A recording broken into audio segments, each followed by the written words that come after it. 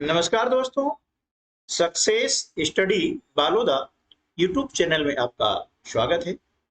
सत्र 2025-26 से कक्षा 6 के लिए एक नवीनतम पाठ्य पुस्तक लॉन्च हुई है, जिसका नाम है गणित प्रकाश। यह पुस्तक कक्षा 6 के लिए है और इस पुस्तक के अंतर्गत जो कंटेंट है वह पूरा का पूरा चेंज है पिछली पुस्तक की तुलना में। इस पुस्तक के अंतर्गत कौन कौन से कंटेंट हैं, कौन कौन से चैप्टर्स हैं, उसके बारे में हम थोड़ी सी चर्चा कर लेते हैं। तो पहला जो अध्याय है उसका नाम है गणित में पैटर्न, है ना। पहला जो अध्याय है इसका नाम क्या है? गणित में पैटर्न। दूसरा है रेखाएं और कोण। तीसरा संख्याओं का खेल। चौथा है आंकड़ों का प्रबंधन और प्रस्तुतिकरण। पांचवा है अभाज्य समय। छठा परिमाप और क्षेत्रफल। इस प्रकार आप देख रहे हैं कि यहाँ पर कुल मिलाकर के 10 अध्याय दिए गए हैं और एक दिया है परिशिष्ट, जिसके अंतर्गत गणित की वैकल्पिक विधियों का अध्ययन करना है। ठीक है दोस्तों, तो इस पुस्तक के प्रत्येक चैप्टर के वीडियो यदि आप प्राप्त करना चाहते हैं तो हमारे इस चैनल को सब्सक्राइब कर लीजिएगा, ताकि जैसे ही हम वीडियो अपलोड करें तो उसका सबसे पहले नोटिफिकेशन आप तक पहुंचे। इस पुस्तक के अंतर्गत स्किल बेस्ड क्वेश्चन का महत्व काफी बढ़ गया है। अब किस प्रकार से स्किल बेस्ड क्वेश्चन बनाए जाएंगे, उनके उत्तर दिए जाएंगे, ये सारी चीजें हम वीडियो के माध्यम से आपको बताने वाले हैं। तो अध्याय 1 गणित में पैटर्न के अंतर्गत आज हम जो पहला जो कंटेंट है वो पढ़ेंगे, गणित क्या है, व्हाट इज मैथमेटिक्स। तो देखिए गणित क्या है?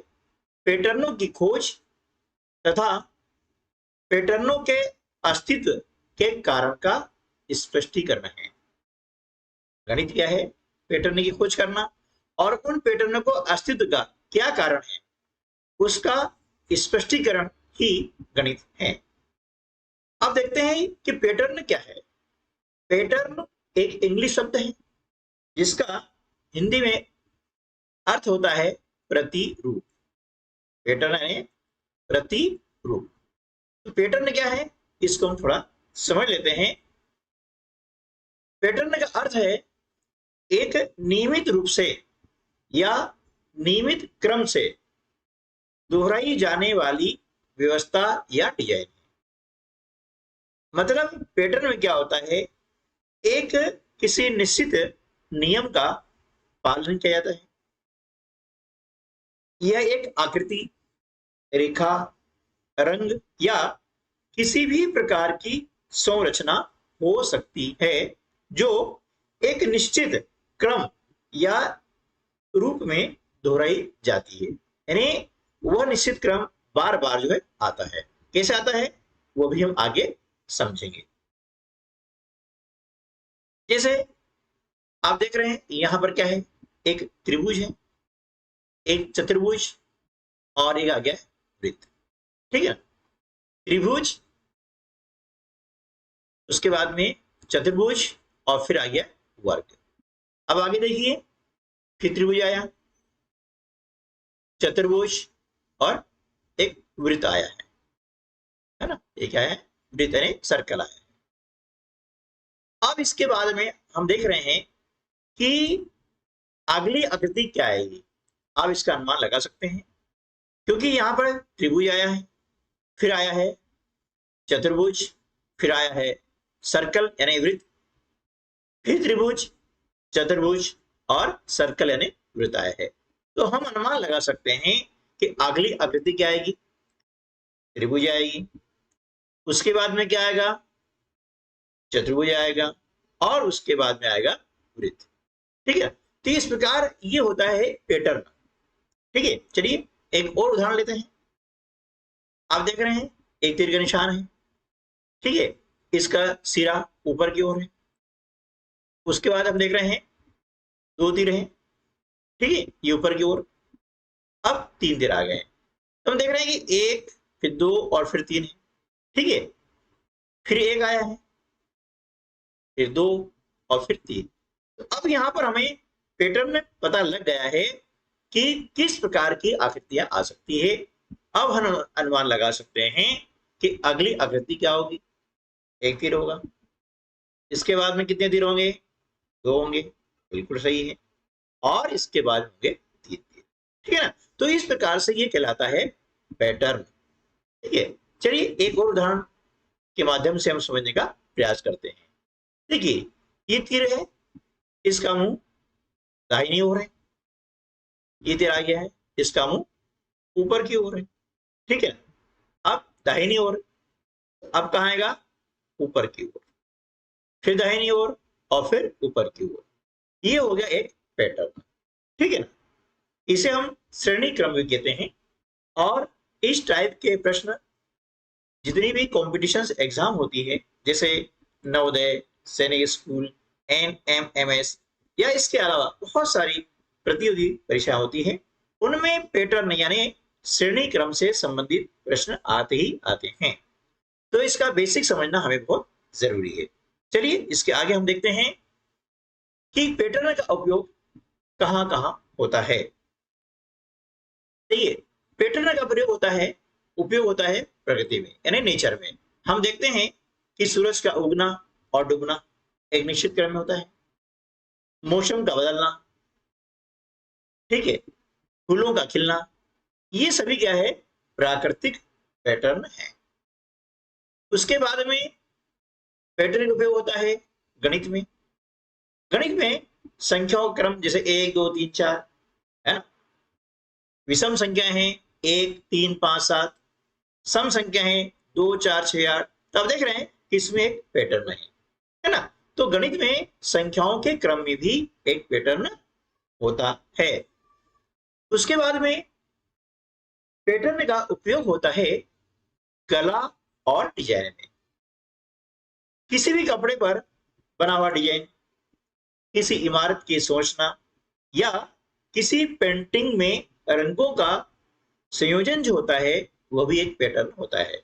आप देखा होगा कि कपड़े विभिन्न प्रकार के होते हैं, शर्ट, साड़ियां आदि, उसमें जो आकृतियां होती है, जो डिजाइन होता है, उसका एक निश्चित पैटर्न होता है, ठीक है ना।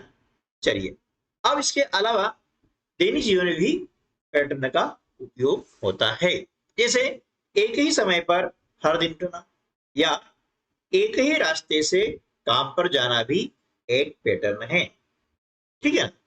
चलिए अब हम देखते हैं कि पैटर्न का महत्व क्या है, पैटर्न क्यों पढ़ना चाहिए। देखिए तारों, ग्रहों और उनके उपग्रहों की गति के पैटर्नों की समझ ने ही मानव को गुरुत्वाकर्षण का सिद्धांत विकसित करने तक पहुंचाया, है ना। ये पैटर्न के कारण ही संभव हो सका है, इसलिए पैटर्न का काफी महत्व है। इसी के फलस्वरूप हम चंद्रमा और मंगल पर स्वयं अपने उपग्रह प्रक्षेपित करने और रॉकेट भेजने में सफल हो पाए हैं। जिंसों के पैटर्नों की समझ ने हमें रोगों का पता लगाने और उनका उपचार करने में सहायता की है। तो देखिए पैटर्न बहुत ही महत्वपूर्ण है, और पैटर्न का अध्ययन करना इसलिए अधिक महत्वपूर्ण है। चलिए अभी तक हमने जो कंटेंट पढ़ा उसके बारे में हम गणितीय चर्चा कर लेते हैं। आइए पता लगाएं।